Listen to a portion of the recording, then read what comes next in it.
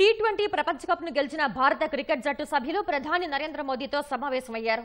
ఆటగాళ్లు అందరూ ప్రత్యేక బస్సుల్లో పటిష్ట భద్రత మధ్య ప్రధాని నివాసానికి చేరుకున్నారు. ప్రధాని నివాసంలో జట్టు సభ్యులు అల్పాహారం చేశారు. ఉత్కంఠభరిత పోరులో ప్రపంచ విజేతలుగా నిలిచిన జట్టును ప్రధాని నరేంద్ర మోదీ అభినందించారు. జట్టు సభ్యుల్ని పేరు పేరున పలకరించారు.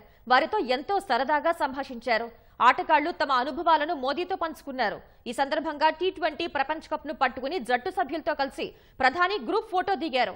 17 ఏళ్ల సుదీర్ఘ విరామానికి తెరదించుతూ దక్షిణాఫ్రికాపై విజయంతో భారత జట్టు టీ20 ప్రపంచ కప్ ను కైవసం చేసుకుంది. బెరిల్ హరికేన్ కారణంగా బార్బడోస్ లోని నిలిచిపోయిన భారత జట్టు సభ్యులు ఎయిర్ ఇండియా ప్రత్యేక విమానంలో ఈ ఉదయం 6 గంటలకు న్యూఢిల్లీ చేరుకున్నారు. భారీగా తరలివచ్చిన అభిమానులు ఇందిరాగాంధీ అంతర్జాతీయ విమానాశ్రయంలో భారత జట్టు సభ్యులకు ఘన స్వాగతం పలికారు.